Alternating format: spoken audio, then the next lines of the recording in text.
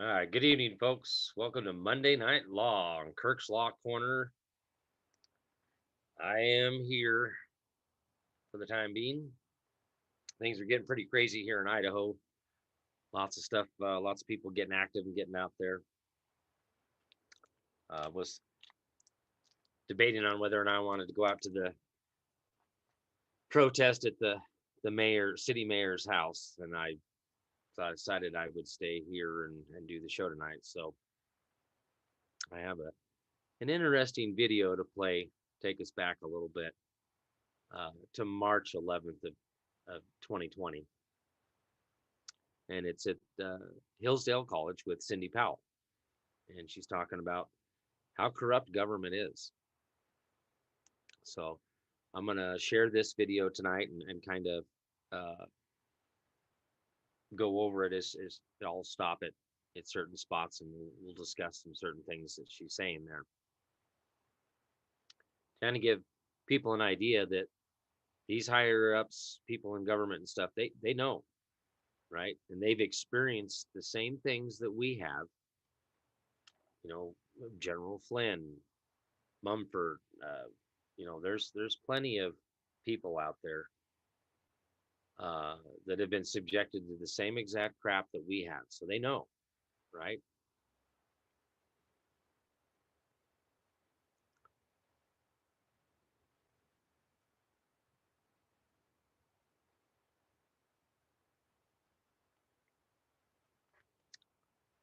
So hope everybody had a good weekend and managed to survive the Rona.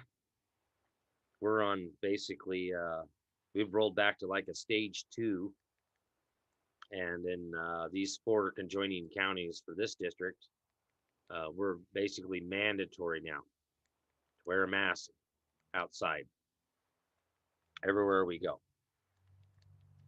And supposedly it's like a $300 fine or some jail time. We'll see. But I know a lot of people are just fed up with this crap.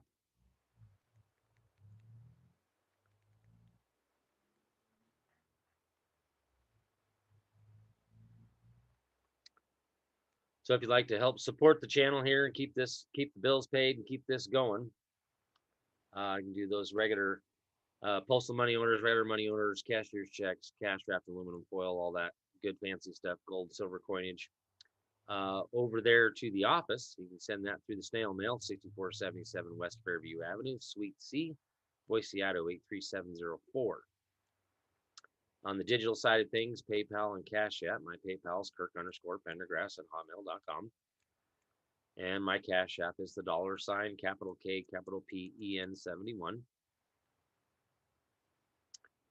And of course, over there on the Patreon, which I apologize, I just really have been not able to really be on there or much of anything else. Been trying to focus on some other stuff here. So mainly here in Idaho stuff. It's just people are just tired of this crap, and everybody wants answers and want to do something. So like I had said before, that I'm going to start getting local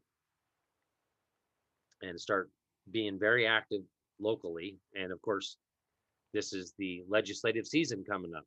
So I'm aware that Idaho representatives have been called in early. They've been called in early. And the subject matter is government reorganization. This is not a special session. This is just a open forum discussion, I guess. My guess is what's coming is what I've been talking about for quite some time. And those that caught Friday night, fun night, had a little bit of fun there, laying it all out pursuant to Trump's executive orders, proclamations, and memorandums. And the important part here is the government reorganization. Complete audit of the entire federal executive branch at that time to start out with was in March of 2017. Okay, so we're quite a ways down the road from that. And I shared one of the most recent executive orders, basically taking us back to 1776. So this is the government reorganization that's coming, is essentially a factory reset. We're going back to 1776, and we're going to get rid of everything that's been unlawfully created. Now, whether that actually happens where we're at a point where everything gets removed, we'll see, because clearly the FBI is still going, and the CIA, I'm not quite sure about the CIA. Haven't really heard a whole lot about the CIA. So I know that the Secret Service is still going, and as we'll see in this video about how corrupt the FBI is, and those of us that have been paying attention, watching things like the House Oversight Committee hearings, and watching this stuff all unfold over the last few years, how corrupt the FBI really is. So we can't trust the FBI for nothing. I mean, my question is how are they lawfully created, and why weren't they abolished in the audit of the entire executive branch? In my mind, that's the military that's supposed to be doing anything that resembles any kind of an investigation, other than that's the power that properly belongs to the legislature. I mean, that investigations are supposed to be, House Oversight Committee, those are investigations, right? That's where that stuff's supposed to be done. And then the crazy part about our form of government, technically speaking, the legislature is supposed to be the grand jury, which is why we're supposed to petition the legislature, which is supposed to include a formal written complaint.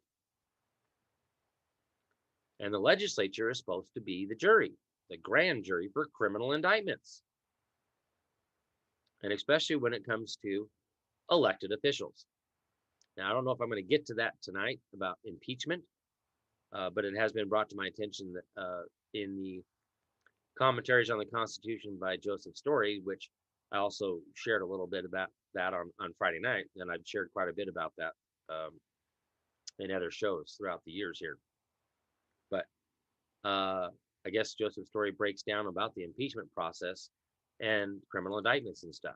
But I keep trying to explain to people, elected officials, there's a different process for them.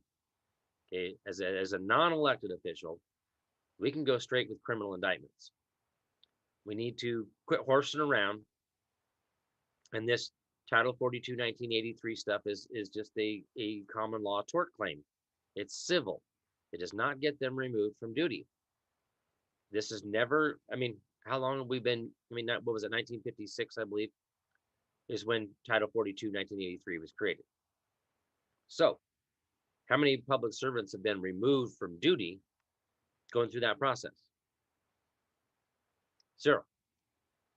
So, in my mind, we need to be doing something different.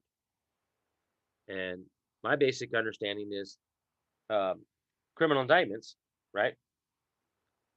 That's what we're going to use to get rid of these bad actors in government. Because they can't they can't be employed by us, the taxpayers, their boss,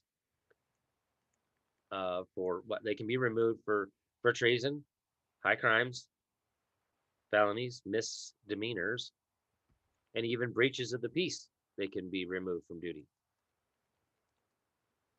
So,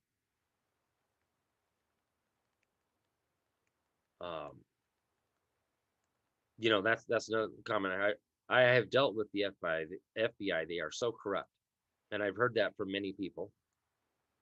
And not to mention all of the evidence that we gathered there back in March, April of 2019.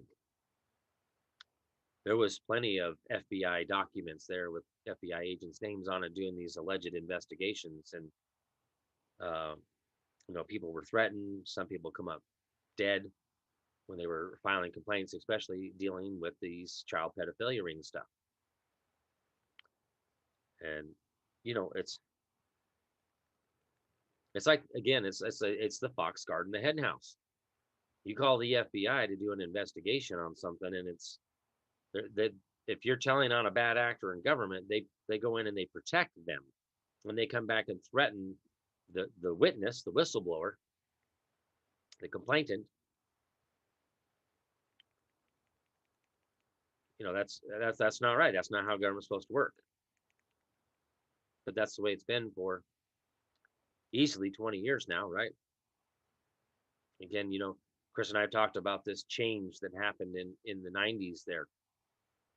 And that's when I felt it, around 1994-ish. So, my mind, that's just Agenda 21 kicking off and coming into effect. And, they're started implementing certain things.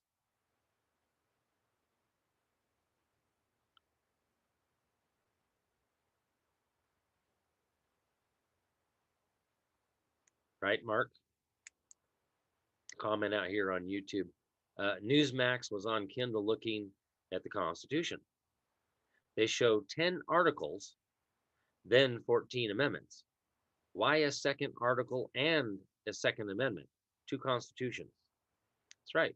That's the 1787 Constitution. These were 1789 with the Bill of Rights, which is this right here. Right? So they don't show the top portion of this very often, right? But we see right there, it says articles in addition to. And then we see all these over here where it says articles, articles, articles, articles, articles. They are articles in addition to and amendment and a amendment. So the Bill of Rights stands alone as its actual own document, just like the English Bill of Rights, just like the Virginia Declaration of Rights. And this is why American jurisprudence says that American Jurisprudence, Volume 16, Constitutional Law, Section 100, the Bills of Rights and those merely declaratory of the common law. Our rights are actually the law, the right, our rights that are common to all. That's the fundamental law. So, we see here, we have evidence of this change. We know about this change. And I believe that's what Bill of Rights I was just reading. What Trump is doing right now is bringing us back to 1776 and doing a factory reset. It's like you do on your phone or your computer. Things get so corrupted, it doesn't want to work right anymore. You just go in and do a factory reset. And I pretty much laid that out on Friday with what's going on. And I'm going to share this video with Sidney Powell speaking at Hillsdale College, clear back to March 11th, 2020. So with no further ado, let's go over to that. Get this ready here. Make sure I share the audio.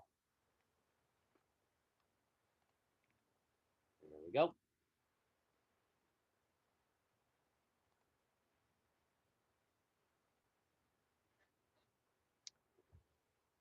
All right, here we go. Let's see.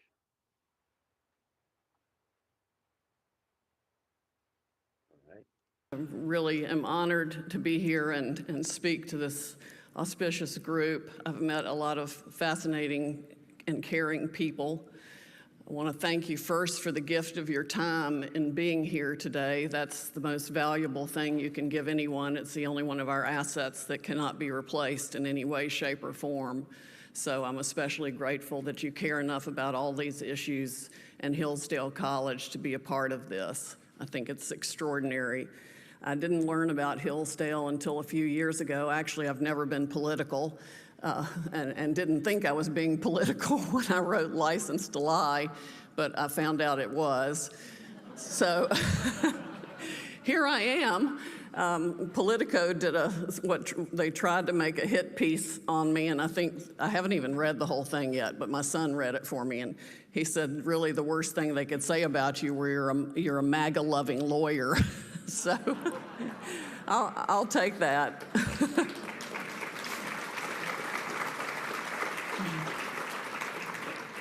How many of you have read Licensed to Lie, Exposing Corruption in the Department of Justice? Okay, not all that many. Well, I learned from our excellent prior speaker, Mr. Searcy, that I did a few things right. I wrote it reads like a John Grisham novel. So it's a relatively easy, fast read in that way. People have called it a page turner. I literally prayed I would not have to write License to Lie.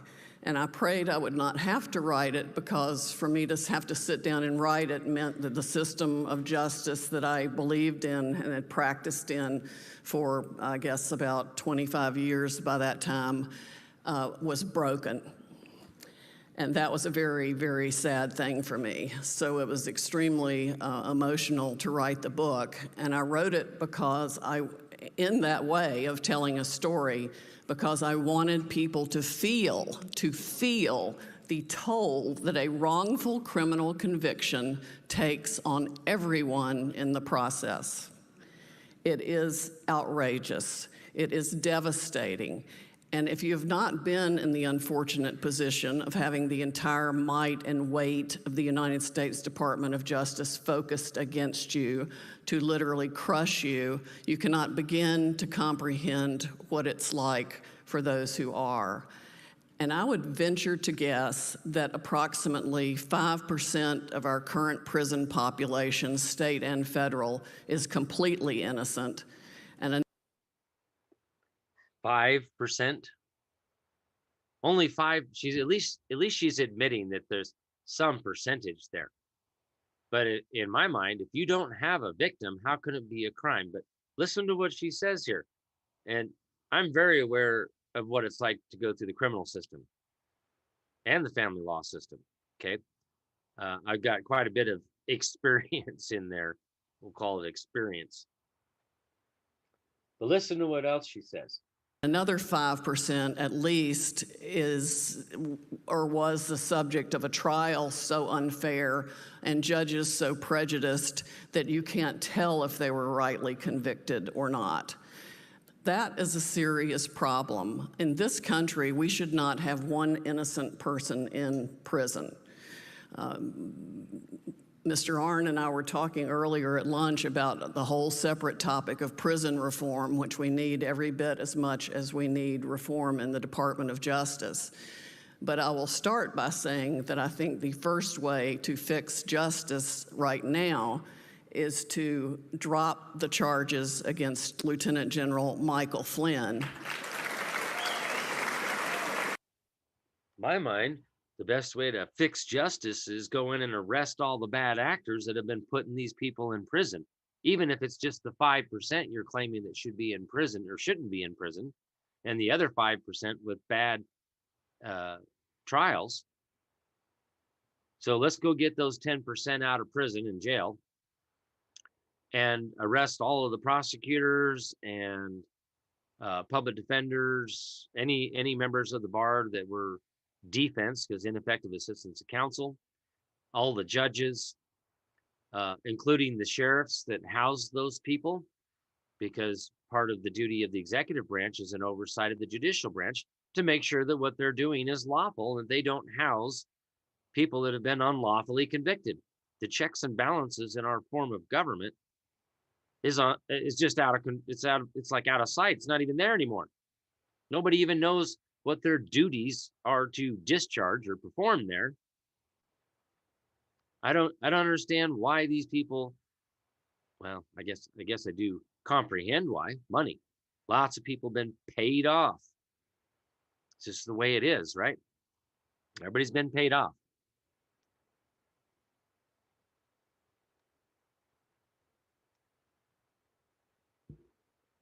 Let me see if I can move this over here. People are saying that having a hard time hearing me out there. But yeah, it's like How do we sit here and admit that, 5 to 10% for sure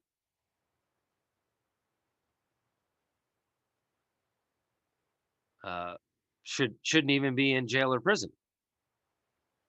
Who are the real criminals here, and why are we not rounding them up? And I'll tell you right now, it's because at this particular point, nobody's telling on them. Okay. And the way we tell on them is a formal written criminal complaint and an arrest for a warrant for their arrest.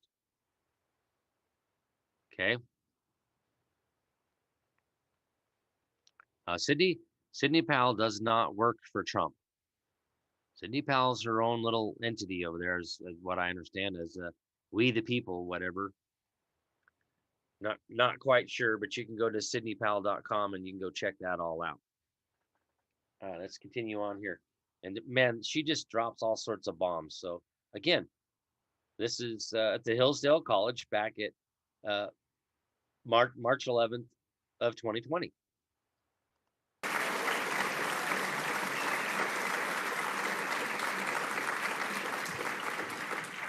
And we are in the process of trying to convince the Department of Justice to do that right now. The especially good news is that Attorney General Barr has assigned Mr. Jensen, the United States Attorney in Missouri, to take a look at the case. I'm not sure exactly what his role is. I understand he will not be appearing on the pleadings, and I wouldn't expect him to.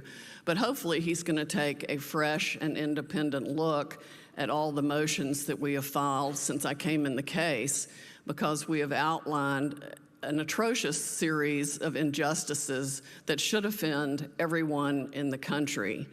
They literally made up the charges against General Flynn, and the case against him exemplifies everything that is wrong now with our criminal justice system. We have prosecutors in the Department of Justice and across the United States Attorney's offices that have determined they can weaponize our system of justice to prosecute people for political reasons. Notice she just said weaponized. Weaponized court system, right? Y'all remember that weaponized family courts document that Chris and I worked on back in the day there, about 2.5 years ago? They are expert at making up crimes, and they have become more expert, along with FBI agents, with making up facts to go with those crimes.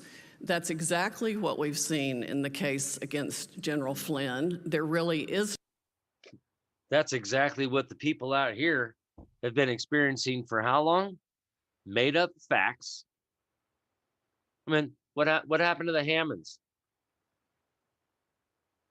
Bundy Ranch, wildlife refuge.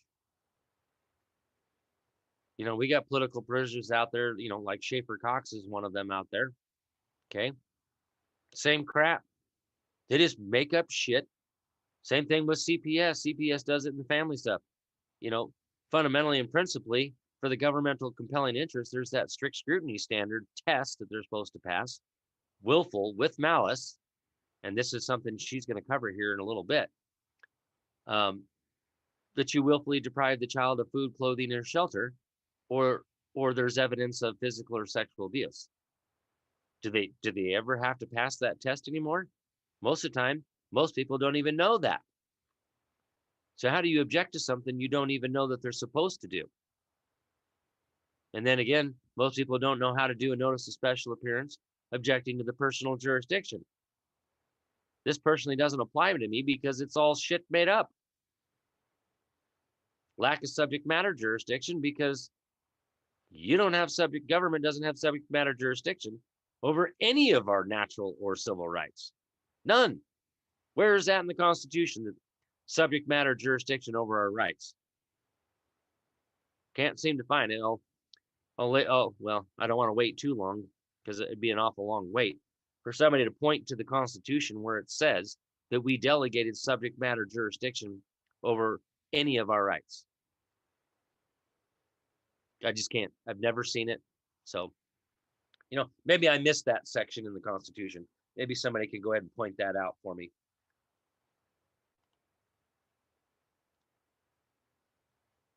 No case.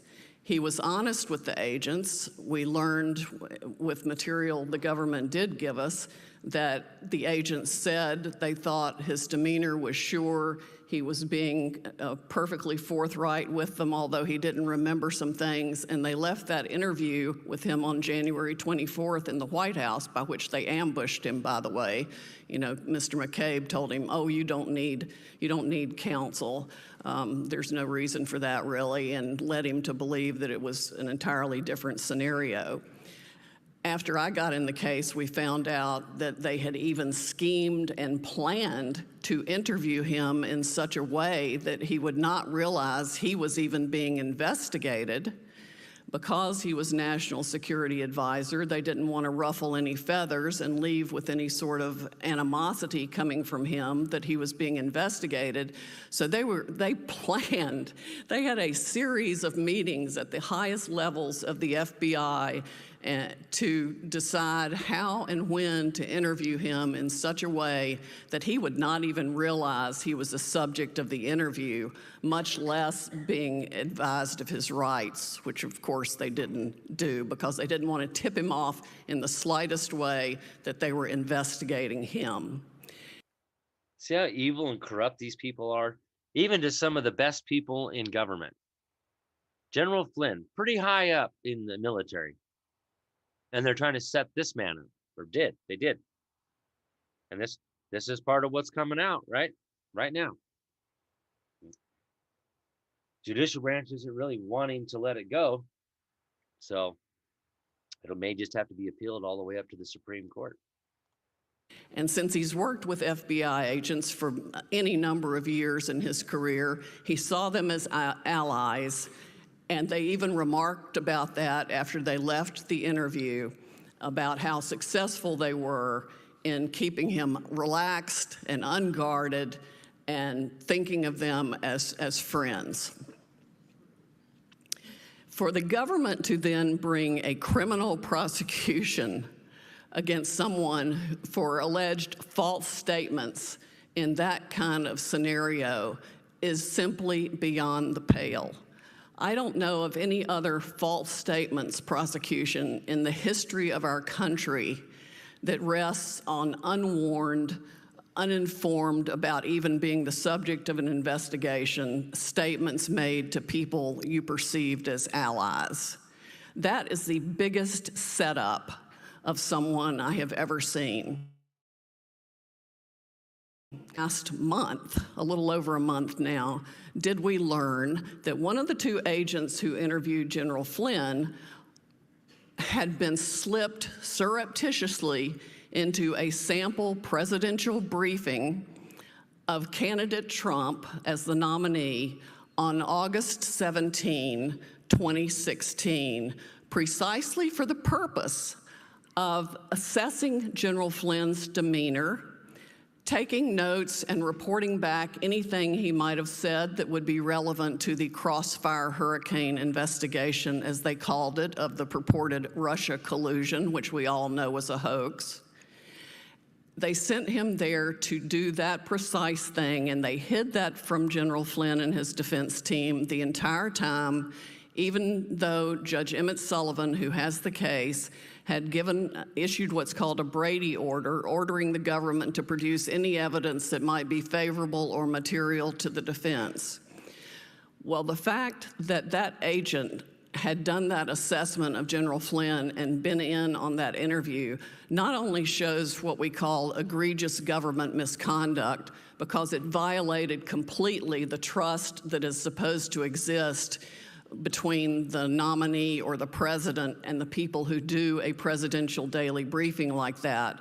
But it also showed that that agent's assessment of General Flynn then on the 24th, when he came out of that meeting with General Flynn, the ambush interview, as I call it, his assessment and the validity of his belief that General Flynn was being honest and truthful with the agents just became exponentially greater and more valid.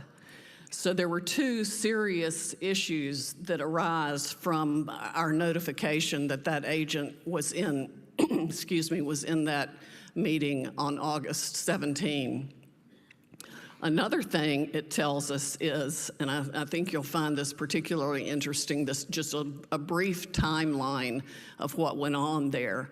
It was August 15, 2016, that we have the Page-Strzok text messages, the two illicit FBI lovers that were having affairs, even though one was a counterintelligence agent and one was special counsel to Deputy Director McCabe.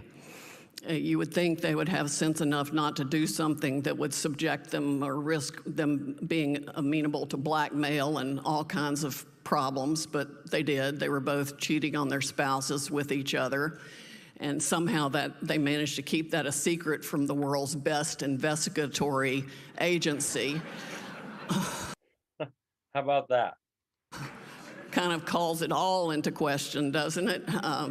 How good is the upper echelon of the FBI, or any of it for that matter, if the two top people on the Mueller squad and in the FBI can carry on like that and nobody notices? Not to mention over 50,000 text messages between the two of them. I mean, I'm still trying to figure out when they had time to work.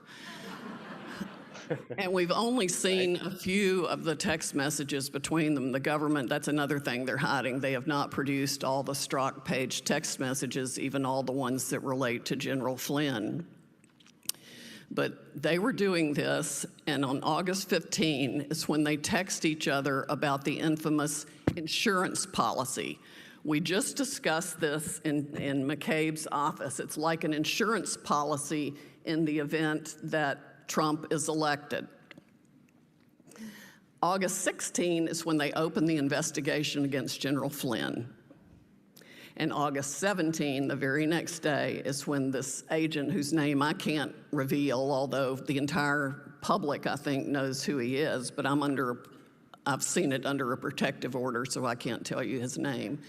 But he goes into that presidential daily briefing to assess General Flynn, specifically in the event they need to interview him later as a subject. So it's just one act of extraordinary government misconduct after the other. The FBI actually cleared him completely of any offense, and there's a memo to that effect held within the Department of Justice dated January 30, 2017. That's while he was still in the White House. It exonerates him of being an agent of Russia. The agents reported back immediately on January 24th, doing 3 separate briefings of an hour each to all the upper echelon of DOJ and the FBI that they thought he was being honest. He showed no signs of lying. They believed him. And so they write that memo, and it's in the DOJ file. I still haven't been able to get Judge Emmett Sullivan to produce that to the defense. The government refuses to give it to us. They say, oh, it really doesn't matter because that doesn't have anything to do with the false statements he made on January 24th, 6 days earlier. Well, it has everything to do with it, and most people can see that. But Judge Sullivan, despite the fact he's actually the judicial hero of my book, License to Lie, because he presided over the prosecution of former Alaska Senator Ted Stevens, the longest-serving Republican in the United States Senate. And if you remember, the prosecution of Senator Stevens had to be thrown out because the government had hidden evidence that showed Senator Stevens was innocent, and they had hidden evidence that that undermined the testimony of the government's few witnesses against him and completely contradicted the government's case. It's happening all over again. That's called a Brady violation. Okay, and that's that denial of exculpatory evidence. That's what she's talking about right there. Now, when I wrote License to Lie, I did it to try to scream and wake up the general public to see how weaponized and politicized the Department of Justice had become. And it didn't just begin with Obama. It's been going on for at least 20 years, as best I can tell. It starts in the book with the Enron task force, which was created by President Bush and untethered from the Department of Justice, a group of hand-picked prosecutors by Michael Chertoff and Larry Thompson and Bob Mueller. Sadly, they picked them because they were terrorists of prosecutors. That's not what a federal prosecutor is supposed to be. There is a Supreme Court decision called Berger versus United States that describes the role of a U.S. attorney or assistant U.S. attorney as being a representative of the sovereign whose job is to seek justice, not convictions. And when a representative of the sovereign. Well, God's the sovereign and the people have sovereignty, right? They're supposed to be the representative of the sovereign to ensure justice, right? Huh, imagine that. When I was an assistant U.S. attorney in 3 different districts under 9 different U.S. attorneys from both political parties across the country, Texas and Virginia, any U.S. attorney I worked with or for said, your job is to do the right thing. You know, make sure before you indict somebody that they're actually guilty, that it's a real crime. We don't need to stretch the law. We just need to enforce it. And that's what we did. Nobody ever chastised me for losing a jury trial, and I lost several. No one ever chastised me for what's called confessing error, which means sometimes as the appellate lawyer for the appellate section in San Antonio or Northern District, Texas, I had to go in and admit to the Fifth Circuit that the agents or the trial attorneys had done something wrong, that they had blown the case in some way and the conviction had to be reversed. The government doesn't do that now. They don't seem to have done that much, if any, in the last 20 years. And I don't know why that is. There is has been an extraordinary change in the culture of the FBI and the Department of Justice that must be reversed. And the time to reverse that is right now. This cannot go on any longer. I really like Attorney General Bill Barr.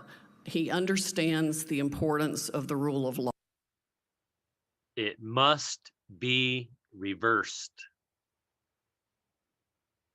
Did she not just drop that bomb right there? March 11th, 2020? I think she did. Law. If we don't reinstate the rule of law right now, our republic is going to be gone. I mean, that's how serious it is. At least 100 million people in the country see the 2-tiered system we have. If you're a Republican, you're going to prison for years. If you're a Democrat, you get a pass. You don't have to look any farther than the special counsel's indictment of Paul Manafort, which whatever Manafort's real crimes were, and apparently there were some real tax crimes charged against him, the indictment also includes person A or B, I think, who was Tony Podesta, who committed some of the exact same offenses Mr. Manafort did, if not more. But was Tony Podesta indicted? Nope. No. Tony Podesta just closed down one company and went to start another or do something else. But he... Wait, what did she just say there? Closed down one company and started another. Hint, hint, just saying.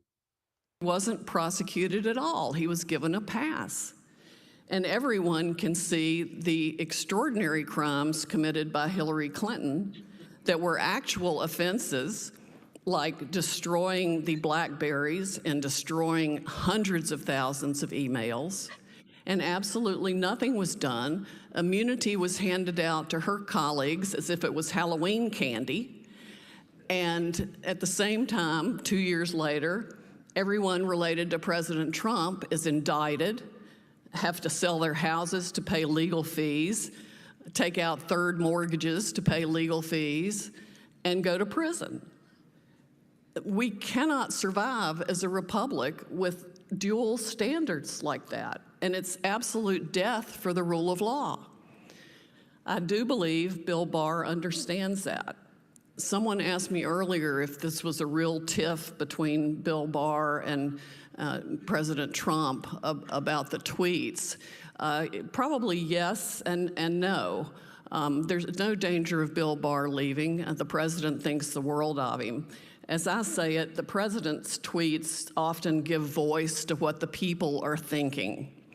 And Bill Barr is solid enough and self-assured enough and knows what he's doing to simply absolutely ignore the president's tweets. And if the president wants to take up a real issue with him, he can pick up the phone and call him, because Bill Barr does serve at the pleasure of the President of the United States. That's the way it ought to be. That's how voters are allowed to affect change. Who was it, Obama, who said elections have consequences? That's right. Hopefully the election of President Trump and the mandatory re-election of President Trump, if we're going to save the republic, right, will result in even more favorable changes, whether anyone else likes it or not, because the time is now. We simply cannot wait any longer. The time is now. We cannot simply wait any longer. Rule of law, telling you, it's coming back, and it's coming back with full force and effect. And she really gets into some good stuff here about the 26-minute mark. So we're about 4.5 minutes away from where she really just kind of lays some stuff out. I applaud the president's pardons and commutations. There are even more that need to be made. Bernie Kirk was targeted after he was nominated as President Bush's Homeland Security person. There's no telling how many people he insulted and offended when he was police commissioner in New York, but I firmly believe that he was absolutely targeted, and I'm delighted the president gave him a pardon. I would encourage the president to put Bernie Kirk in charge of the Bureau of Prisons, as high up as he could put him, because Kirk was also head of the New York prison system and cleaned up Rikers Island. He cut down inmate on inmate violence. He streamlined the budget. Everything worked better. He made dramatic improvements in Rikers. We need those same improvements made in our prison system, because it is just a cesspool of corruption. There's hardly much difference between the criminals behind the bars in some instances and the ones outside the bars who are smuggling in drugs and all kinds of contraband and profiting from it and stealing blindly from the prison system itself. So that's how to fix the prison system. How to fix justice is to start changing the culture in the FBI, where they are trained at Quantico, and in the Department of Justice itself. There are a whole lot of people that need to be fired. And I really think it's time we start some kind of personality test for narcissism, and that narcissists should not apply.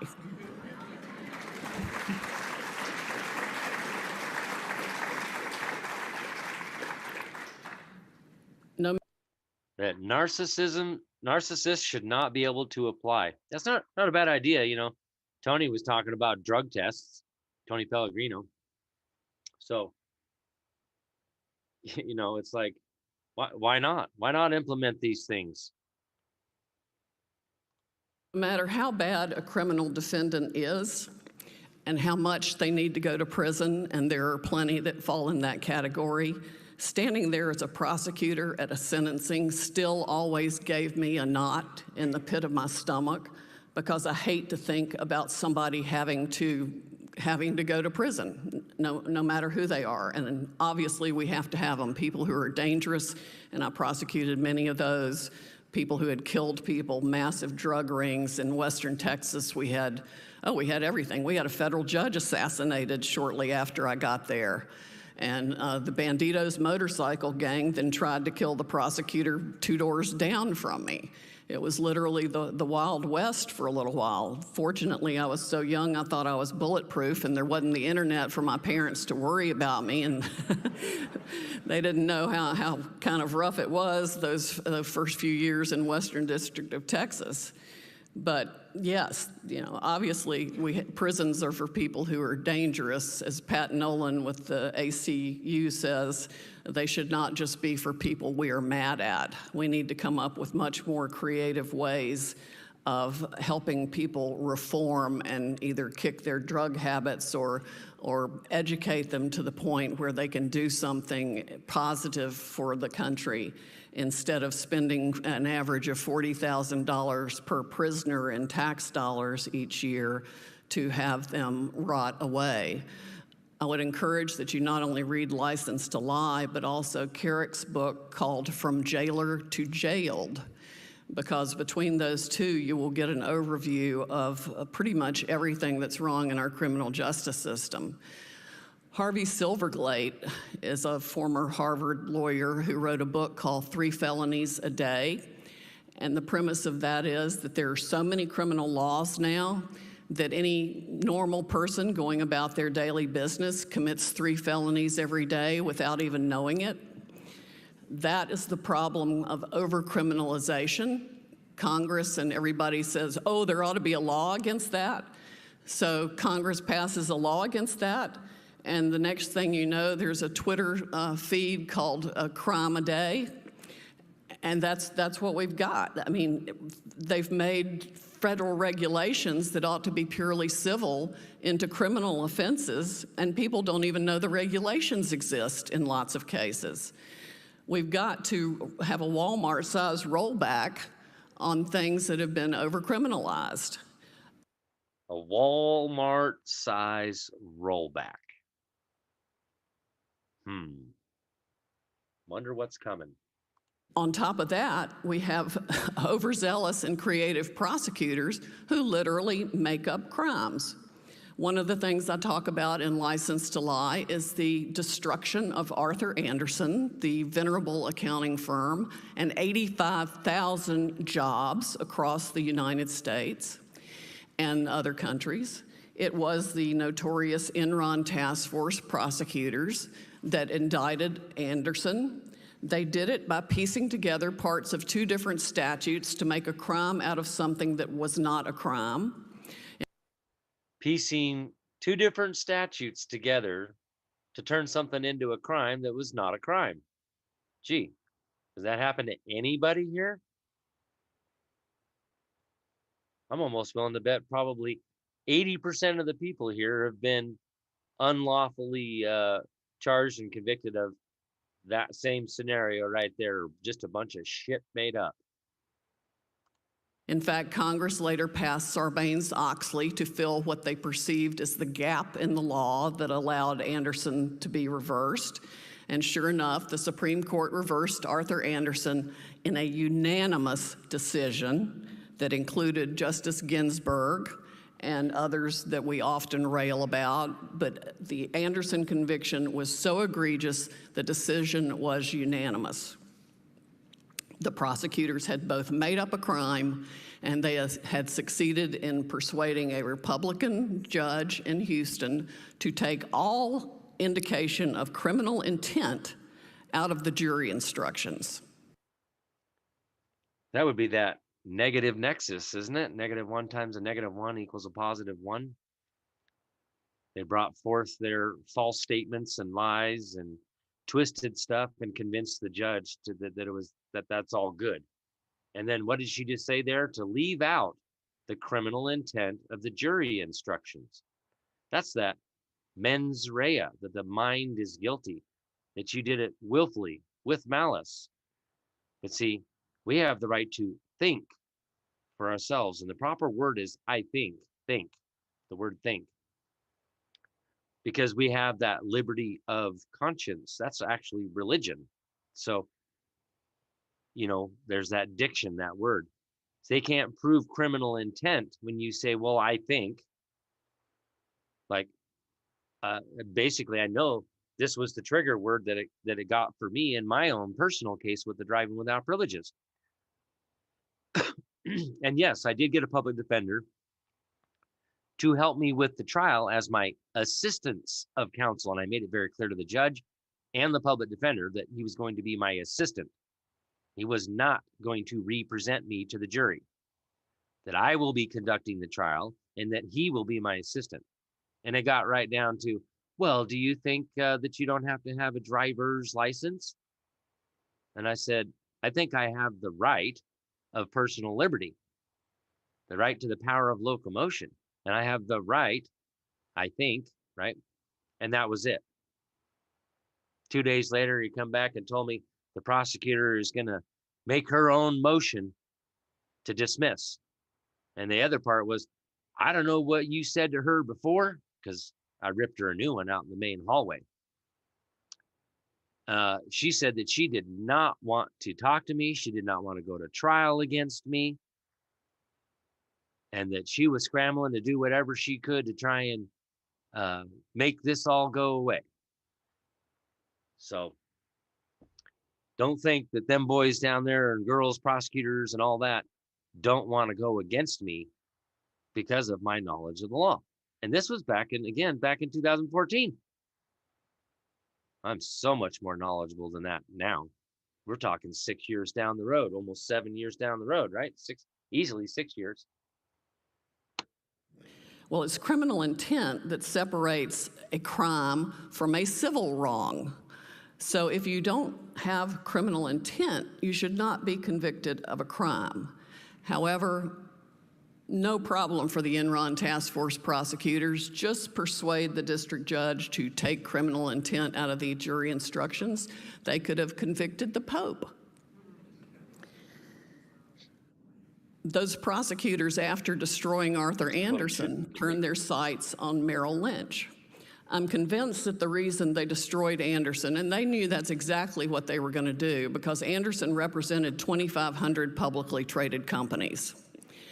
They sealed the indictment for a week while they worked behind the scenes to avoid upheavals in the markets before they unsealed the Anderson indictment. And of course, as soon as they unsealed it, the company had to fold. I think over 160 civil plaintiffs piled on top of the criminal charges, and all their clients had already had to leave. So Anderson was history immediately upon being indicted. You don't have to worry about a conviction. All you have to do is indict. So that's what they did. And I think they did it so that they could say then to any other target, particularly a company like Merrill Lynch, you saw what we just did to Anderson. You either agree to everything we want or we will give you the death penalty. So sure enough, when they go to Merrill Lynch next, Merrill signs the most onerous non-prosecution agreement I have ever seen.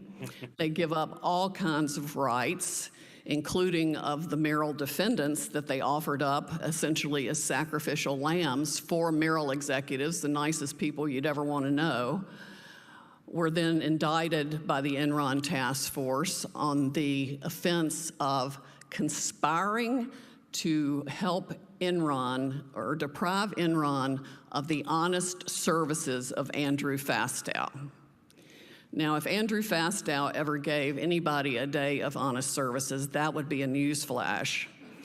But how anybody at Merrill Lynch could have conspired to deprive Enron of Andrew Fastow's honest services is beyond comprehension. Right. There were no bribes, there were no kickbacks. Judge Ewing Werlein did the trial. It was a railroad operation. The defense were like deer in headlights at every turn. The Enron task force prosecutors had named over 100 people in Houston as unindicted co-conspirators, which meant they all lawyered up. The Merrill defendants could not even speak with their own Merrill Lynch inside house counsel about the facts of the case, even though she had actually handled the transaction from beginning to end and knew things that they didn't know. The 4 Merrill Lynch executives that were sacrificed on this case didn't even have authority to approve the transaction. It had to be approved above their heads. And as Judge Werlein said the day he sentenced them all to prison for up to 4 years, I realize you were just doing your jobs that day. The government decided that they were responsible for the entire downfall of Enron. It didn't matter that the transaction that they had done with Merrill produced, I think it was a $30 million profit for Enron, or that Merrill Lynch only made $775,000, or that there were no bribes by these defendants, no kickbacks. In fact, my client, Jim Brown, didn't even want to do the deal. He didn't trust Andrew Fastow, and he made that clear to everybody in Merrill. But like I said, it was approved above their heads. They were convicted, of course, by a Houston jury. The entirety of Houston was just inflamed, incensed, essentially decimated by the destruction of Enron, the fall of Enron. The big Enron building became a shell. There was one under construction that didn't get finished being built anywhere near that time. Little businesses all around had to shutter. People lost their retirement savings across the country. But without going into, what exactly caused the downfall of Enron, and it was far more complicated than what the prosecutors wanted to say, it wasn't because people were stealing money from Enron, and I'm not sure it was actually criminal conduct, with the exception of the people that the government gave really sweetheart deals to. Andy Fastow and his protege, Michael Copper, were the only two that actually stole any money from Enron. Nobody they prosecuted stole any, not even Ken Layer or Jeff Skilling. And Skilling got a 24-year prison sentence, more than most murderers get. I think he wound up serving 14 years, and the only way he got his sentence reduced. Does that seem a little backwards to you guys? I mean, we don't have any norms set, right? Murder, you're it's supposed to be eye for an eye. You commit murder, you're supposed to be executed. That's a capital offense. It's like treason. From 24 years to 14 years was by dropping his motion for new trial, which included government misconduct claims against then White House counsel Catherine Rumler, who started her big trail to success by being an Enron task force prosecutor. Well, the 4 Merrill Lynch executives having been convicted, we can't even get the bail pending appeal. One of the other things that needs to be fixed is that in nonviolent cases, we need a possibility of having bail and allowing people to stay out, particularly in these complex business prosecutions, until their case has been affirmed on appeal at the very least. Our clients had to go to prison before we could even file the appeal. The youngest Merrill Lynch executive that was sent to prison was sent to a maximum security federal transfer facility hundreds of miles from his young children and family. When we finally got the Fifth Circuit to hear the case on appeal, he was represented by Seth Waxman, who wrote one of the best insufficiency of the evidence briefs I have ever read. I would commend it to the reading of any lawyer. It was just, and anybody else, frankly. It was a beautiful piece of work, and told the story of how this defendant had really no role in the transaction at all. But he spent 8 months in a maximum security federal transfer facility with the worst of the worst, because the Enron task force prosecutors screwed these guys over every way they could possibly find to do it. They were all sent different places. They were not put in prison camps or club fed, as some people like to call it. None of their conditions were like that. This young man was completely acquitted as soon as the Fifth Circuit got around to hearing the appeal, but that was 8 months after he spent in prison. Jim Brown, my client, served the longest time. He served a year because he'd also been convicted of perjury and obstruction of justice. Listen carefully to this. Perjury and obstruction of justice, 2 separate counts for expressing his personal understanding of a telephone call he did not even participate in after Andrew Weissman, the prosecutor who was leading the Enron task force, told him to share that understanding whether it was accurate or not. Well, folks, if it's not accurate, I don't know how in the world it can be perjury. But I could not get the Fifth Circuit Court of Appeals that I have loved for decades to reverse that conviction. Even worse, 6 years into my participation in the case, I discover a disc that the prosecutor. So this woman, pretty knowledgeable. Everybody recognizes that, right? Even the trolls out there could recognize this, right? So what she's saying is, you know, there's perjury there, and this should have been overturned. And even the Fifth Circuit Court of Appeals just wouldn't do it. You know, so she's losing cases, even as knowledgeable as she is, and the facts are the facts. And the judicial branch, you know, is just so corrupt, they will not grant relief when it's due. So, you know, how do people make the argument out there that they've been through this same crap? And then to try and turn it around on like people like myself and Chris and other advocates out there, I don't know, not going to name any other names, but I'm just saying anybody in general that who is trying to help the people, how come they can't realize that we're all dealing with the same corruption? And if we do get a win, boy, that's a big thing and it should be heard. But to sit here and slam and tear each other apart, which is the reason why I left the whole family law movement 3.5 years ago, was because there is no movement. They all just want to fight amongst themselves and try and tear each other down to try and get, I don't know, it's like trying to play King of the Hill, right? And that's not me. It's not what I'm here to do.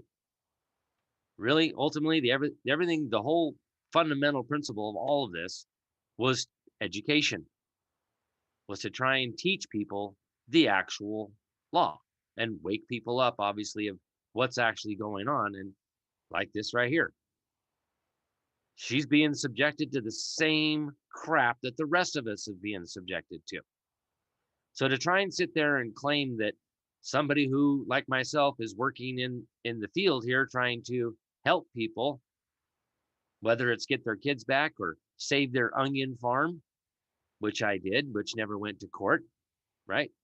But we don't talk about that one. You know, planning and zoning comes over there and wants to puts a sticker on his door and says, nope, you got to shut down your whole onion farm because you've got a trailer inside your building here, and that wasn't what the building permit was for. And I went to the city council, city council meeting, county commissioners meeting, and we basically made a grievance with them. And I had them, all of them, wiggling in their seat. Man, I wish Tony Pellegrino was here right now because he would testify to the truth. And there was about 10 of us there that all witnessed me talk to these people and lay down the law to them. And basically it was like, all right, you need to provide oversight here. That's not lawful. That's not due process of law. And you need to provide oversight of these people putting this sticker on this man's door. And then he just piped up and flat out said, I'm not shutting my business down because of a stupid sticker on my door. You guys don't have that power. And then at the end of it was like, well, we're all going to go to lunch and we'll have somebody meet you over there. And, you know, the one gentleman there was like, oh, you need to go back to the big city. Like Boise's all that big compared to Mountain Home, which obviously it is bigger than Mountain Home. But nonetheless, that's one of those instances where it never went to court. So how am I supposed to pull up a court record to show the win? Or how about helping two people with their pets, their dogs that were kidnapped by the dog catcher, and you know they're being told that their dog's going to be spayed or neutered. One was a male and one was a female dog. And the first one, I called him and talked to him and said, look, you guys can't do that. You can't perform any kind of medical procedure on someone else's animal. Got to go through due process of law here. And I told him that's an emoluments violations. You all got an oath and all that good stuff. And they basically said, okay, come pick up your dog. And then not even quite, it was about 10 days later, somebody else within the same circle of friends, same thing happened. And I just told them to call them and mention my name.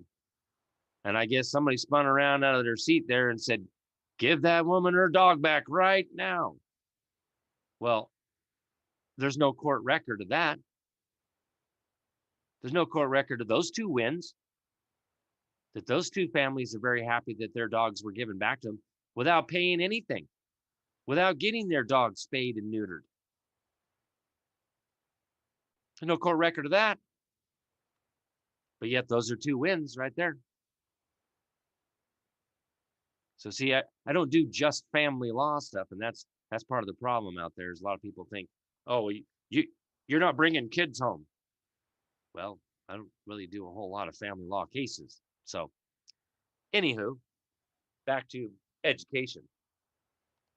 Prosecutors had given evidence before the trial, had seen evidence and reviewed it. They had yellow highlighted the evidence they knew was completely exculpatory of these Merrill defendants, but they had hidden it for 6 years. The indictment itself made up yet another crime, which I knew is just like when I read the Anderson indictment, I saw that they'd made up a crime. When I read the Merrill Lynch indictment, I saw they'd made up a crime. Never in the history of our country had there been a prosecution of somebody for depriving anyone of honest services without bribes or kickbacks or some form of self-dealing. But that's exactly what they'd done here. We pointed that out to the Fifth Circuit to try to get bail pending appeal. Still couldn't get it. So all 4 Merrill defendants served between 8 months and a year in prison on an indictment that did not even state a federal offense, while the prosecutors were hiding the evidence that showed they were innocent. I then watched as those prosecutors became Obama's longest-serving White House counsel, the Assistant Attorney General for the Criminal Division of the Department of Justice, who then micromanaged the prosecution of Senator Ted Stevens that had to be thrown out for hiding evidence that showed he was innocent. That was Matthew Friedrich. Catherine Rumler became Obama's longest-serving White House counsel. Leslie Caldwell was then brought back into Department of Justice by Loretta Lynch to head the Criminal Division. She had been the original head of the Enron task force. And then Andrew Weissman, none other than Andrew Weissman, whose name I'm sure you've heard, he's now on MSNBC, I called him the lead villain of License to Lie because he was the ramrod of all of this. He was one of the most terroristic of the terrors of prosecutors. He became Mueller's deputy director and general counsel of the FBI. And then after a stint in private practice where he made a lot of money, Leslie Caldwell brought him back into the Department of Justice as what I call the deep state transition team to help with the Russia hoax, and he then became the head person on Mueller's special counsel operation. If you want a little entertainment, go to a website I did. I have a weird sense of humor. I call it creepsonamission.com. Creepsonamission.com. And there's a T-shirt to go with it. It's Robert Mueller and Andrew Weissman, Peter Strzok and Lisa Page, Bruce Orr at Department of Justice, and Andy McCabe and James Comey behind a battered seal of the Department of Just-Us. And the eagle on the seal of the Department of Justice has his wing across his eyes, hanging his head in shame. You can blow up the art on your computer screen, and there's a lot of fun detail in there that you have to expand it to see. But one of the things is Comey's holding up Hillary Clinton's computer, about to hit delete on 33,000 emails. And Andrew Weissman's stuffing yellow highlighted FBI interview reports called 302s back into his briefcase. And there's some interesting names on the 302s. But I didn't realize, well, I mean, I saw the train coming. I didn't realize it would be coming at President Trump when I wrote License to Lie. But I was really glad that I published it in 2014 so that there was a warning ahead of time about what was going on. And then I knew as soon as I heard the Russia hoax and all that, and Mueller picked Weissman for his task force, exactly what was going to happen. In fact, Manafort's defense team said license to lie. They read it because they knew it was Mueller's handbook, his playbook. What times we live in. Harvey Silverglate and I published together just in the last few weeks, I think it came out, a book called Conviction Machine, Standing Up to Federal Prosecutorial Abuse. And in that book, we do propose solutions for criminal justice reform and how to fix justice in general. We only featured about 10 different things there. Obviously, it's a much more complicated problem.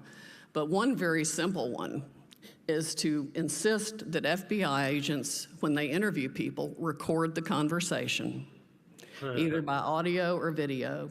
Right now, they don't. Mueller testified in Congress against it. Comey probably testified in Congress against it. But what that means is then the FBI agents take whatever notes they want, and they write their 302 report, and as in General Flynn's case, it's being used to prosecute him. Supposedly it reflects his false statements, when it doesn't reflect those at all. In fact, we haven't even been able to get the original 302, which somehow is missing, despite the fact it goes into the FBI's Sentinel system and cannot be missing. I hope the first thing Mr. Jensen does is insist that Brandon Van Grack, the prosecutor in our case, produces to him the original 302 and the audit trail that is always in the FBI's Sentinel system, because I think if he does that, and it would only take about 48 hours, he will see, for one reason or another, this case has to be dismissed. We've already shown evidence that they literally made major modifications to the 302 between the nights of February 10th and 11th, which happens to be the same time they showed the transcripts of the Flynn-Kislyak call to Vice President Pence. And Lisa Page instructed Peter Strzok to make the changes she had left on somebody's chair, and they added sentences into the 302 that weren't even reflected or referred to in their notes at all.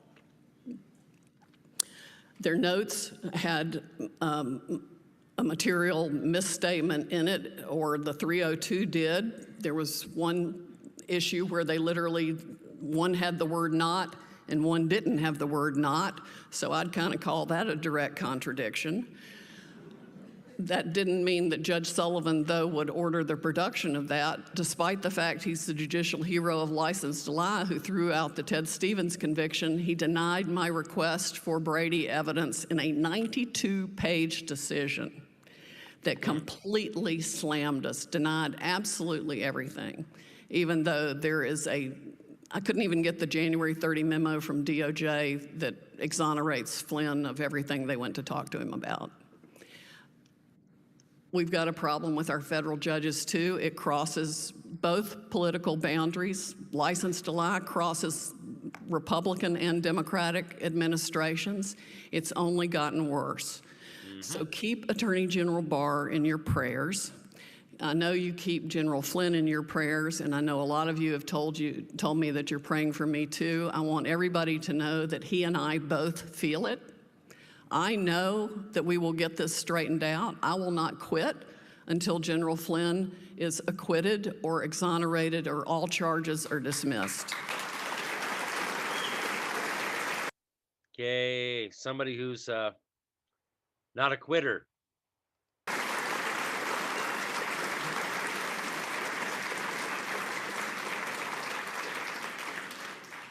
Thank you very much. We are operating from a defense fund. It's the MikeFlynnDefenseFund.org. And the generosity of the American people has been very impressive. I have no idea where the fund stands right now. I try not to ask. I can tell you that all the lawyers have cut their fees. I'm billing at the rate of about what Covington and Burling charged for their librarian. Yep, the Covington bills were pretty impressive. I think he paid them over $3.5 million to walk him into a proffer that he never should have gone to and enter a plea of guilty to a crime he did not commit. So we are in the process of straightening all that out, but I fully intend to do it. And we appreciate everyone's prayers, cards, notes, emails of support. It's been a very fulfilling experience to feel the outpouring of support from across the country. So thank you all for that. And we can fix the Department of Justice, and we can fix the FBI. It does have to start with a change in culture. A lot more people need to be fired, and a lot more power needs to be given to the inspector generals for each of the agencies. That I think the Department of Justice is the only one where nobody actually investigates the lawyers for their egregious misconduct. And even President Bush stopped the practice of publishing the names of lawyers who had been found to have committed ethical violations or been sanctioned in any way. I think that public exposure needs to come back for acts of misconduct. And I would also encourage. Yes, let's go get them. I would also encourage the Attorney General to make it very clear to every FBI agent and every prosecutor that any intentional and deliberate failure to provide evidence to the defense that is exculpatory and favorable to the defense will be met with a serious suspension the first time, and if it happens, no, I take that back. Yeah, if they do it deliberately and intentionally, they should be fired. Yep, you're fired.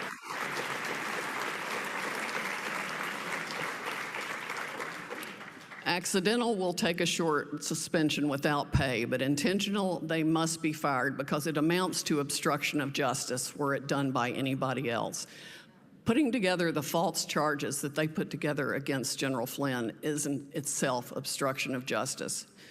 Falsifying the Carter Page email that they used to get the warrant is obstruction of justice. The Department of Justice is going to have to start prosecuting some of its own by the same standards it seeks to hold the rest of us. Oh boy, remember, this was back in March of 2020. And I'm hopeful that we're going to see developments along those lines very shortly. It just can't take much longer because the public, we can't take much longer. Everybody is ready to see things happen right now. And with that, I'll open it to questions.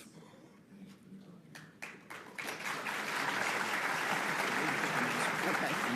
Take a few questions. Okay. Well, there's some pretty good Q&As right here. I forgot to mention when I introduced Sydney Powell that her talk today is sponsored by the Stonish Foundation. So Sydney Powell's talk today is sponsored by the Stonish Foundation. And with that, thank you. And with that, we have time for some questions. We have students with microphones. Please wait for the microphone to be brought to you, and we'll have some Q&A. So, thank you. Thank you.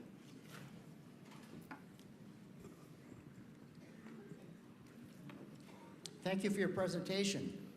I'm remembering during Justice Kavanaugh's hearings, Senator Blumenthal from Connecticut introduced the Latin phrase that refers to a witness who is untruthful on one matter may be taken as untruthful on other matters. Is there a similar phrase for prosecutors who exhibit misconduct in one matter and what we should expect in other matters? I just call them liars and snakes. Yeah.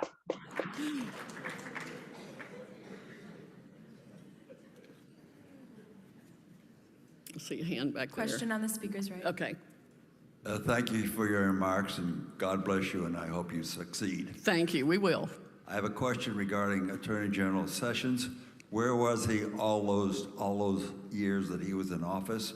It seems to me a lot of corruption was going on right under his nose. Why didn't he speak up? Well, I think Attorney General Sessions is a good person, but he was not equipped to do that job.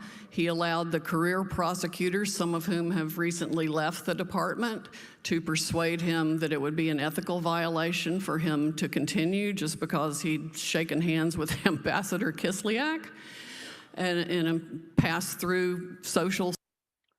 Now notice that she just said there that some of them have recently left, right?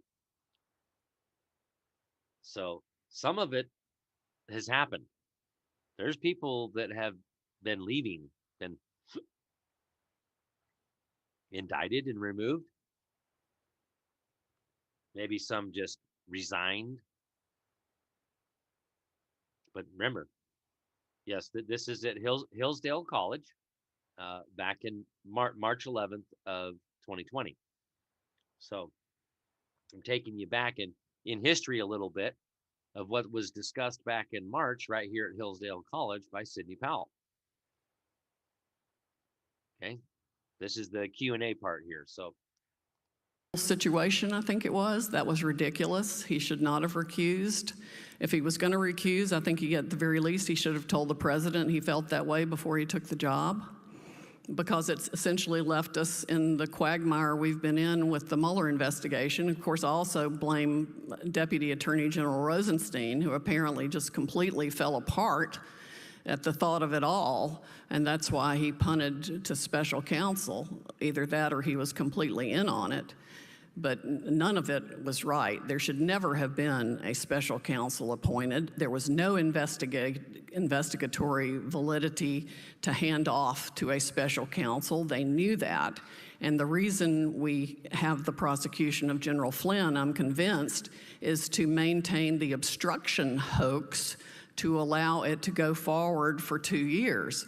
Because Mueller knew within a day or two there was no Russia collusion. The FBI had already been investigating it and trying to create it for 6 months and hadn't even been able to do that. But when Comey went to the White House on February 14th, which was the day after General Flynn left, he had that conversation with the president in which the president said, well, I hope you can see to let this thing go. Flynn's a really good guy.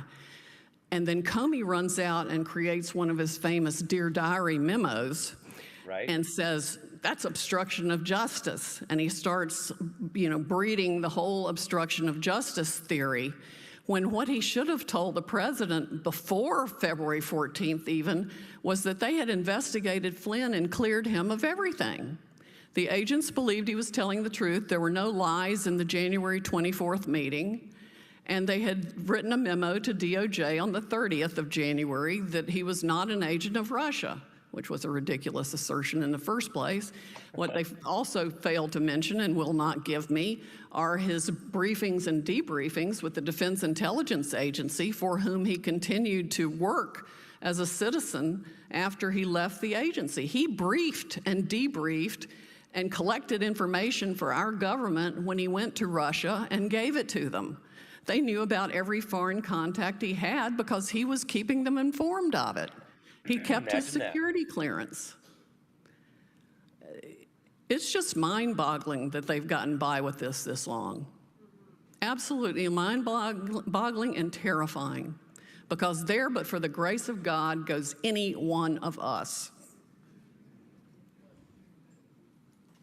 With Attorney General Barr now in charge, would you comment on the decision to not prosecute Andrew McCabe? Yes, the McCabe issue. I read the declination on McCabe. It's a very narrow issue. They've only declined to prosecute him on the statements about his leaks to the Wall Street Journal. I am okay with that because I think they are looking at McCabe with a much bigger fish to fry. And I have heard that there are 2 sealed indictments waiting in the wings. I'm not sure what they're waiting for. At first, I would have assumed that they were definitely waiting for the impeachment, the ridiculous impeachment issue to be over. But I'm not sure now what the answer to that might be, other than maybe some people are trying to make a deal. But I think we will see some indictments within the next few months of the people who really need to be indicted.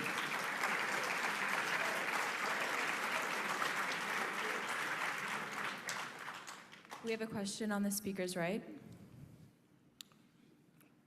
I have a two-part question, Sydney. The first one is, where's John Durham's report, number one? And number two is there such a thing in the law as race ipso facto? And the reason I mentioned that, when Hillary took her server to her private residence, that's race ipso facto, if I remember the old expression. Is there such a thing anymore? Yes, it's actually res ipsa loquitur. The thing speaks for itself. What happened was the double standard is what happened. I wrote an article for the New York Observer ages ago called The Countless Crimes of Hillary Clinton that went viral. I think Rush might have even read it online, on air. There are probably things she could still be indicted for, and frankly, I think should, because the Espionage Act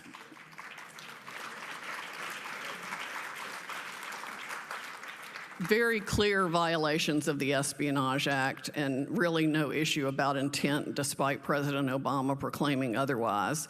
And of course, you realize the reason that Hillary had to be protected was because he was writing her on that secret server using an alias, which shows that he damn well knew and had approved in advance her use of the secret unsecured server.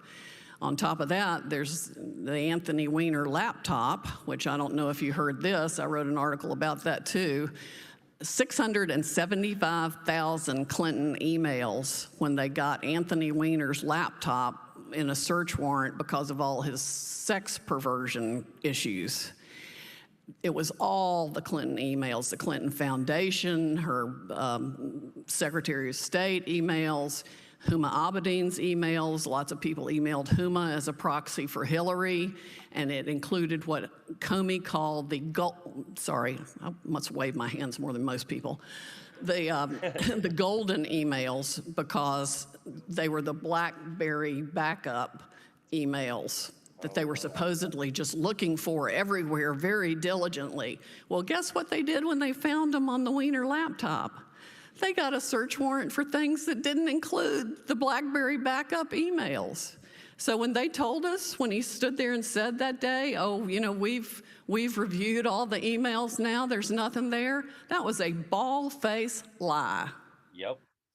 They specifically did not look at the BlackBerry backups, and they didn't look at a fraction of the emails on Anthony Weiner's laptop.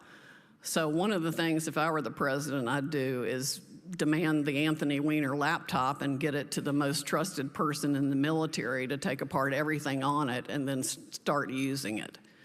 There's a lot that can be prosecuted, I have no doubt, on that laptop. In fact, I heard that the New York police officers who saw some of it, even though they're hardened investigators, literally had to go throw up. It's bad.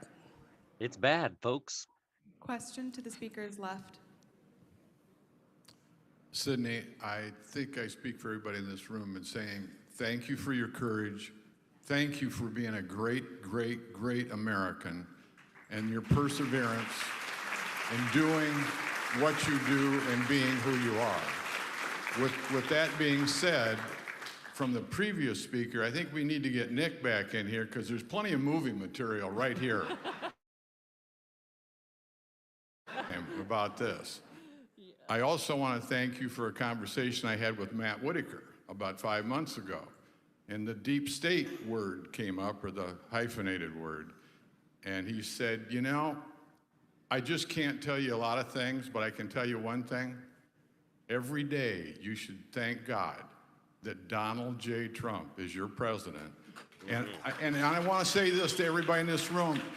Go out of here and convince somebody who wasn't going to vote for him to vote for him. Our country is at stake. This is not a game. No. And last but not least, my question for you is, can you help us understand how this happens that these people are so obviously criminal, and it just gets blown over, it just gets passed over. They never get prosecuted. And do they think we're that stupid out here? Yes, they do. They've had And they count on it. They've had so much power and gotten by with it for so long And they're so narcissistic, their hubris is just beyond bounds. They can't even fathom. I mean, Comey, I don't think, Gee, that kind of I don't know what resembles to some say people about out there, Comey. don't I it? mean, really, I mean, the man is so full of himself and unfounded self-righteousness and hubris. He thinks he's untouchable and has done nothing wrong when he had almost destroyed the entire FBI single-handedly. Its reputation, it will take years to recover. It's got to be rebuilt from the ground up because it's really 20 years at least of that attitude. Mueller had it and Comey had it, and that covers 16 years or more. So it's got to be rebuilt from the ground up and people trained to restore fidelity, bravery, and integrity. The key word there being integrity. Right. Because if our law enforcement agents and agencies are not completely honest, we are lost. I'm a ditto head, so I'm going to ditto what the fellow over here said. Thank you. But I'm also a grandma, great-grandma from Ohio. I've listened to Rush since he came on the air, and I learned a lot. Well, one of the things is that common sense has died in this country. Everything you said is just common sense. It makes me sick to listen to the news anymore, and listening to you really makes me want to throw up. Yeah, I think that's why they saved me for the last. They didn't want you. No, I did not recognize your name, but the minute you opened your mouth, I recognized your voice because I've heard you many times on the radio. And every Somebody time, says I have an accent. whatever it is, every time I hear your voice, I think, oh, this is going to be good. I think you have such good comments on the radio, and your speech today was one of the most powerful I've ever heard. So I have no question except advice. Take care of yourself, dear girl. Thank you. We need people like you. Thank you. Thank you very much.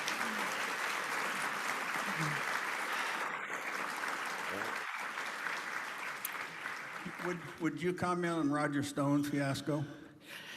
I have not read the transcript in the Roger Stone case. So I really can't comment on the validity of the case. I can tell you that they rushed to indict him. I can certainly tell you that the way they arrested him is an egregious abuse of power. Absolutely appalling. The same thing they did to Paul Manafort. They literally, went into his house in the dark of night with his family and wife sleeping in the bed. They searched his wife at gunpoint in their bed in her nightgown. I mean, can you men even imagine that happening in your homes and having to lay there powerless and watch as FBI agents search your wife in her nightgown in the bed?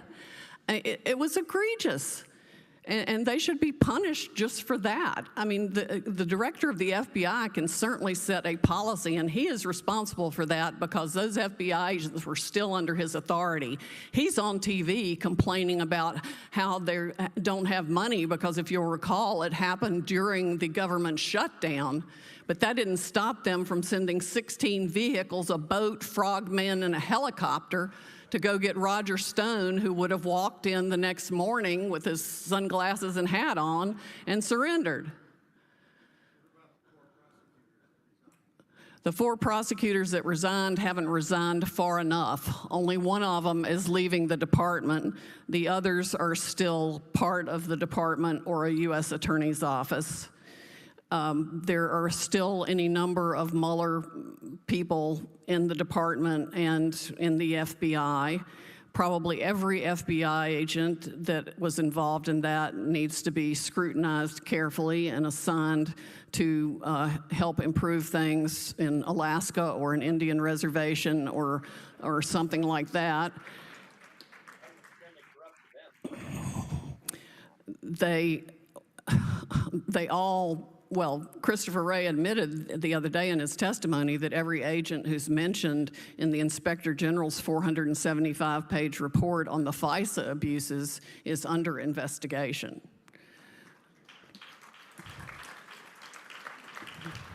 We have time for one more question. Will those chuckleheads see jail time? And how much? Yeah, I think some will see jail time. I think the ones at the top will see jail time. I'm not a big proponent of lengthy jail sentences for white-collar crime, but I think there is a certain benefit to having that experience for at least long enough to make you realize it's real. And then, for example, I was talking to Mr. Arnn about Madoff. I would have sent Madoff to prison for maybe a year, and then I would have put him on an ankle bracelet and made him live in Section 8 housing and work 12 hours a day in a soup kitchen. You know, he's not dangerous to society as long as you don't let him near a computer or give him any money.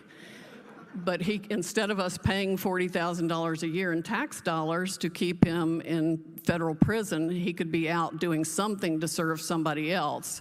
And I would think, you know, the same thing would be true for Hillary Clinton and other people that may be in the scope.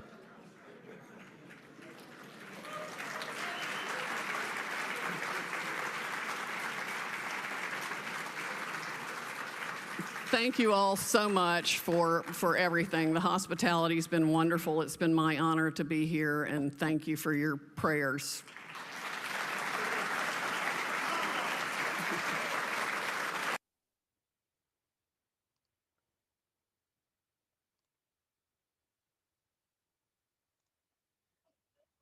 So with that was kind of a mouthful, wasn't it?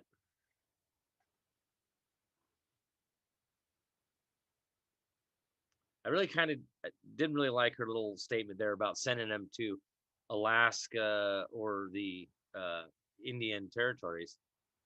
I mean, I think they've already had a hard enough time.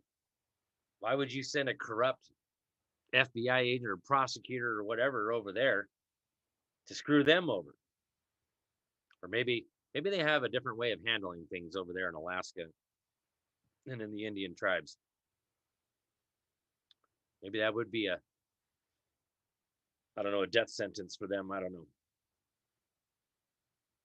But in my mind, if you deprive another man of his life, his liberty, his pursuit of happiness and due process of law, you should be going to jail. I mean, that's fundamentally and principally, we're supposed to all know this. It's supposed to be self-evident, right? Declaration of Independence here. Supposed to be self-evident. And see, this is the problem I think we have in our society as a whole, is that the lack of punishment, discipline. We need to bring discipline needs to make a comeback. And so, you know, hey, come into work one day and where'd Bob go? Bob's not here with us today no more. Oh, he went to prison. Why? Because he violated somebody's right to life, liberty, and pursuit of happiness and due process of law and breach of oath and perjury and whatever else it can be, false statements, when it, you know, acting under color of authority, color of law, whatever it is. And it needs to go throughout the whole thing, and everybody needs to know, oh crap, if you do that, you may end up going to prison. Right? See, this is that fundamental principle of when the people fear the government, we have tyranny, and where the government fears the people, we have liberty. People need to be held accountable. They need to be going to prison. In fact, that's the way it's supposed to be. They're the ones that are supposed to be going to prison. Otherwise, we just have murder, rape, kidnapping, and assault and battery and breaches of the peace. That's the fundamental law. That's the common law. That's it. The rest of that's all shit made up. Bills of attainder, bills of pains and penalties. Article 1, Section 9 and 10. No bills of attainder, no ex post facto law, and no law impairing the obligations of a contract. Supposed to be a capitalist society where we have the right to contract, and our right to contract is unlimited. No law shall, impair the obligations of a contract, with the exception of fraud. There's always that exception to the rule there. But again, we've gone so far away from what our true Republican form of government actually looks like, including statutes. Who in the hell makes statutes? I can't find anywhere in the Constitution where they says that they make statutes. They make enactments, which is supposed to be policy, but really, in my mind, when they say a bill, it reminds me to, like this bill I got right here, to pay my bill, right? Supposed to, that's what we do with a bill, right? We pay the bills. I thought that's what we actually instituted government for, was to pay the bills. They're supposed to be doing business, paying the bills. So how is it, see, this just goes back to those of you that are my age or a little bit older, might remember Schoolhouse Rock, right? I'm just a bill. I hope I become a law. No. That was brainwashing back in the 70s. Teaching us all that Congress has the power to make law through paying bills. When those bills are supposed to be paying the bills of the contracts to subsidize John Doe paving. We need this road paved over here. Several John Doe paving companies submit an estimate, a bid, and Congress has to decide which one of the three they're going to hire. And they have to subsidize it. They have to create a bill to pay that bill to pave the road. In my mind, that's how it's supposed to work.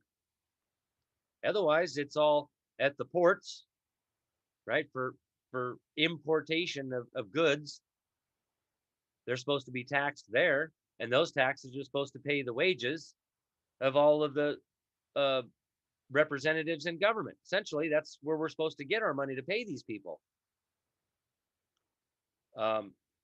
Interstate and foreign commerce, transportation.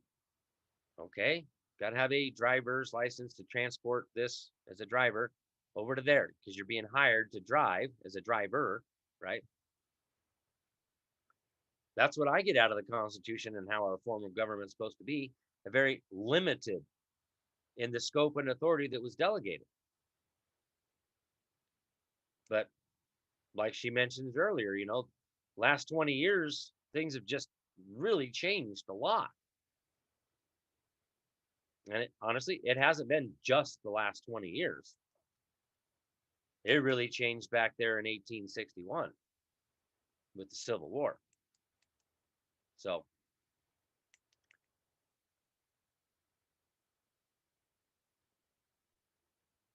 I see something coming, and I feel that it's coming. Friday, I shared all them executive orders. You've heard Trump talk about this stuff. You've heard me and Chris talk about it. We've been working on this for years. So trying to teach people how to deal with this stuff at a local level now. Really start getting in there, filing these criminal complaints with the federal district courts.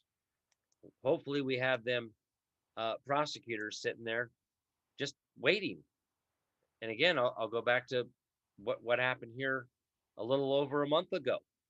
I helped a gal file a public corruption complaint, just like I showed here for Idaho. Same thing in that state.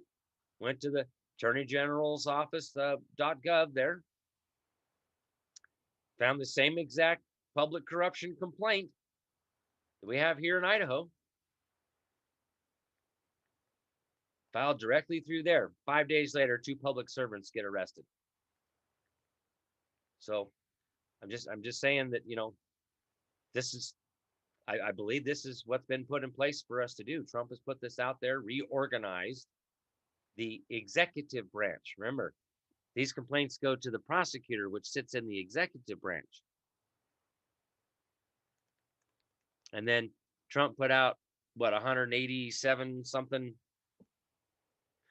new federal judges with the instructions to start upholding the rule of law, the Declaration of Independence, Constitution of the United States of America, and the Bill of Rights. I showed that on Friday night show. I went over that, right? In my mind, that's what's out there for us to use and utilize. And I know that we've been lied to, we've been screwed over, we've had all sorts of bad stuff happen, but we need to find the right avenues, okay? We need to find the right avenues to use to get to these people that Trump has put in there. And that would be that Joint Task Force on Consumer Fraud. This is fraud.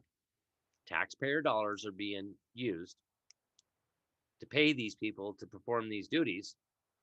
And while they're performing those duties, they're violating our rights. That's a cause of action to go directly a formal written criminal complaint. Now you can go through your Attorney General's office and try doing it that way if you want. Or you can just straight go to the uscourts.gov and download the A091 criminal complaint form in it's actually AO91 and AO442, which is the warrant for the arrest. Okay, uscourts.gov. Now, after you file the criminal complaint stuff, and that stuff starts getting going, that's where I recommend doing your civil side, the tort claim, Title 42, 1983, which is also on that website.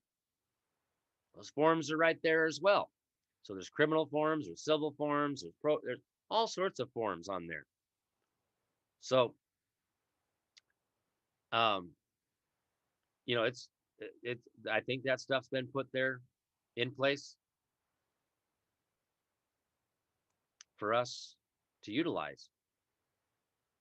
Now, I've never really been a proponent for Title 42, 1983, and part of the reason why, and I'll give you an example of why, is the Hardrick versus County of Orange Rican case. 17 and a half years to come to the conclusion that no official with an IQ greater than room temperature in Alaska, right, that you can't lie. I mean, how many people out there have an IQ higher than room temperature in Alaska? Apparently, there's not very many of them because they all seem to think that they can lie. Perjury and subordination of perjury is that negative nexus. The first negative one is the first lie. And then the prosecutor bringing the lies to the judge is the second negative one. And the judge sees it as a positive one. But I think we need to learn how to object to that stuff, how to do our paperwork. Okay. And again, there's another one. Same thing again. Did the proper paperwork. 2 days later, the case was vacated and mom was called to come pick up her daughter. Notice of special appearance, objecting to the personal jurisdiction, motion to dismiss. And it isn't just for failure to state a claim for which relief can be granted. It's also insufficiency of service, insufficiency of process, due process of law. That process doesn't exist. You cannot deprive a fundamental right by lying, one, and the process that CPS use in these juvenile courts is completely unlawful. You cannot deprive a fundamental right without the consent of a jury.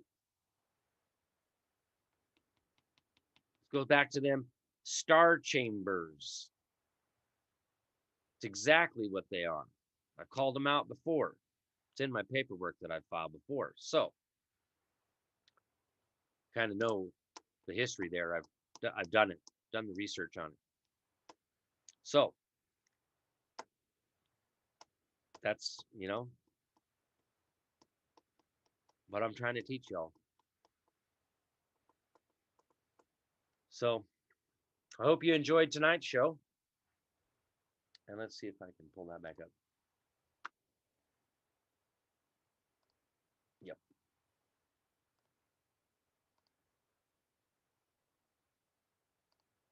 I want to thank you all for tuning in tonight.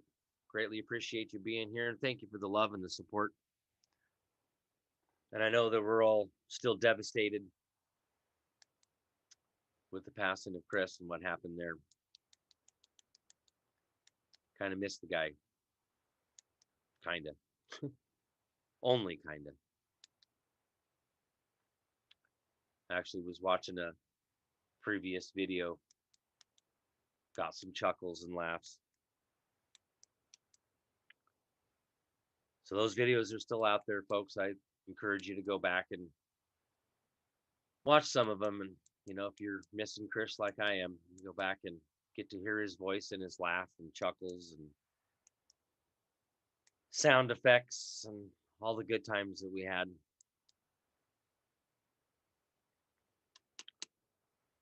If you'd like to help support me over here, I greatly appreciate it. Do the snail mail there, 6477 West Fairview Avenue, Suite C, Boise, Idaho 83704. Digital side of things, PayPal and Cash App. Kirk_Pendergrass at hotmail.com is my PayPal. Cash App, the $, capital K, capital PEN 71. And of course, over there, Patreon, Kirk's Law Corner on Patreon, kirkslawcorner.com.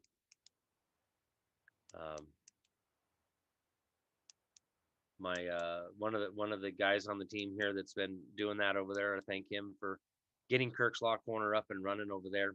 There's quite a bit of new stuff on there. If you haven't been on there in a while or haven't been there at all, I highly recommend go over there, checking that out. Lots of PDF files in there that we talk about on the shows all the time. Ready for you to download. Okay.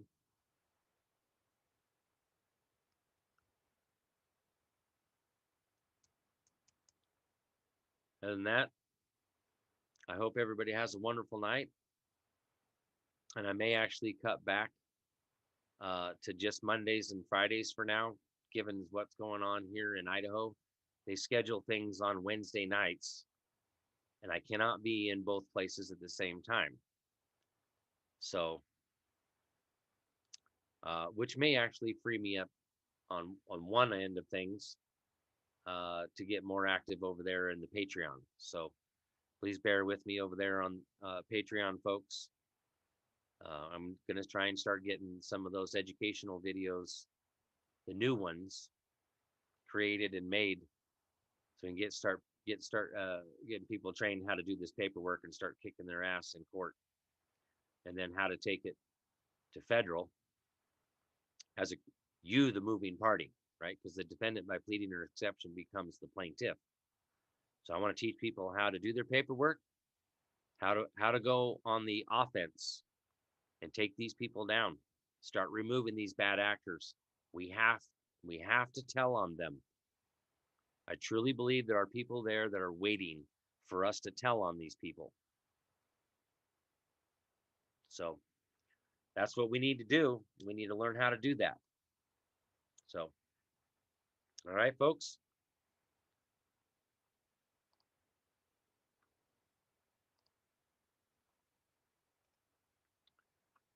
Hope everybody has a wonderful evening, and more than likely, I'll be back on Friday for Friday night fun night. Much love.